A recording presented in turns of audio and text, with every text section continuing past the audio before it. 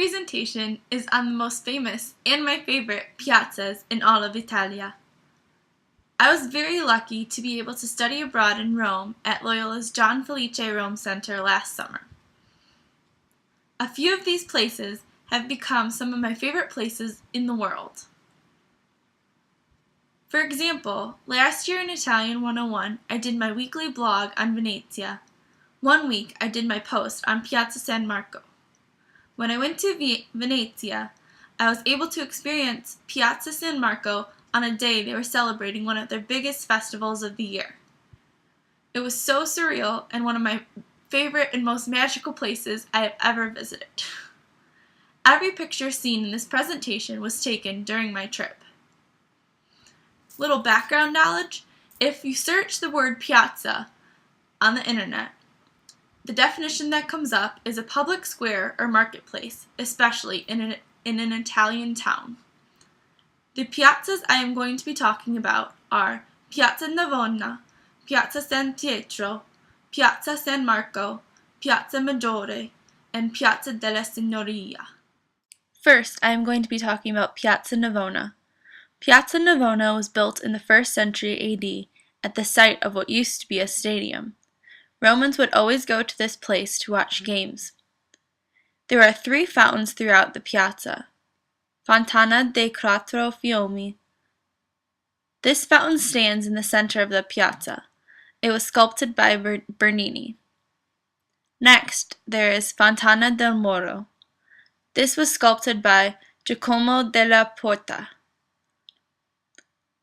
Lastly, there is Fontana del Nettuno, also known as the Fountain of Neptune.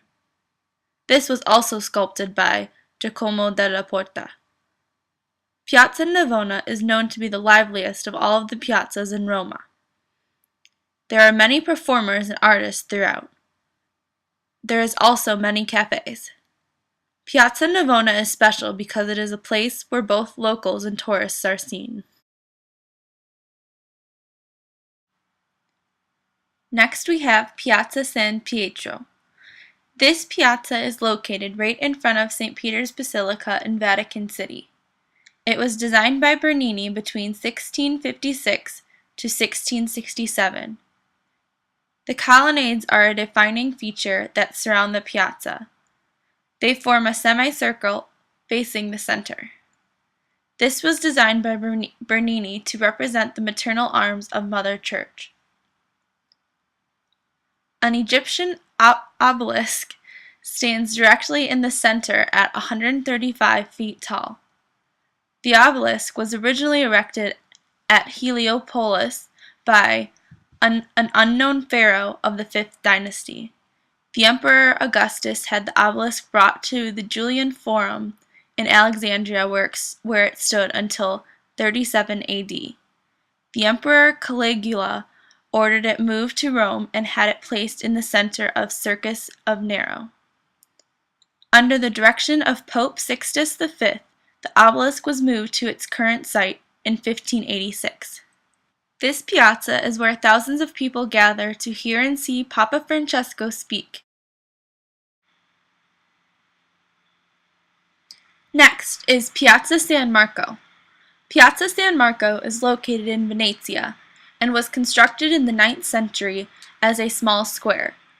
Today it stands as Venezia's largest open piazza. The centerpiece of the piazza is St. Mark's Basilica. The basilica has a bell tower that stands 323 feet tall.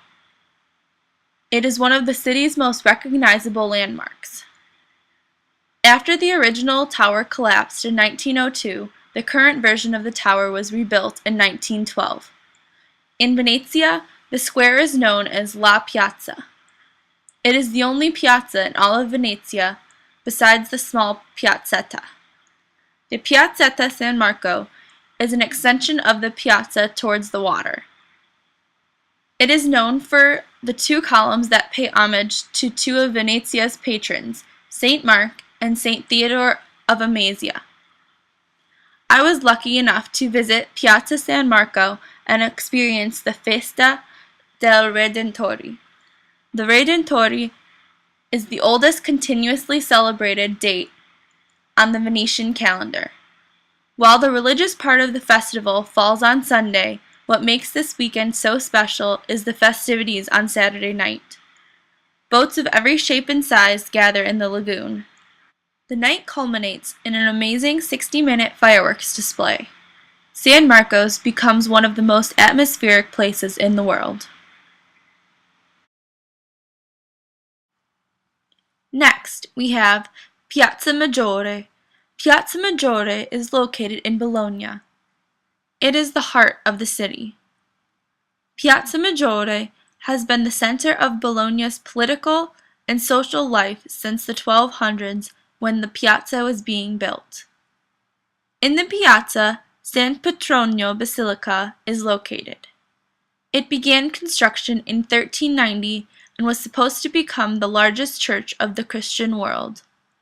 The project was never fulfilled because the Pope did not like the idea of a church bigger than St. Peter's Basilica in Rome.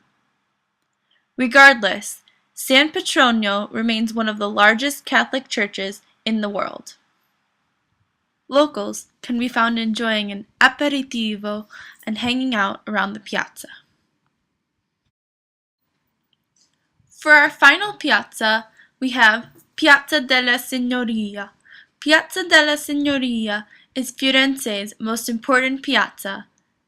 It has been the center of political life since the 14th century. There are many sculptures that surround the piazza, including a copy of David by Michelangelo. The Uffizi Gallery is located just off of Piazza della Signoria. Included in the piazza is the Palazzo Vecchio. This has been the town hall of Firenze since it was built in the early 1300s. It has been continuously enlarged throughout the centuries, but especially during the time when the Medici family ruled over the city.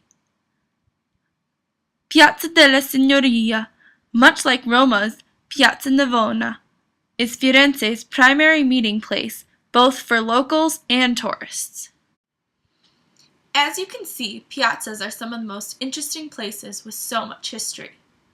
In the United States, the closest places to compare to the Italian piazzas are New York City's Times Square and Washington, D.C.'s National Mall. However, no place can ever compare to the people, the architecture, the beauty, and the history of Italian piazzas. I hope you've enjoyed my presentation on Italian piazzas. Arrivederci! Cercando te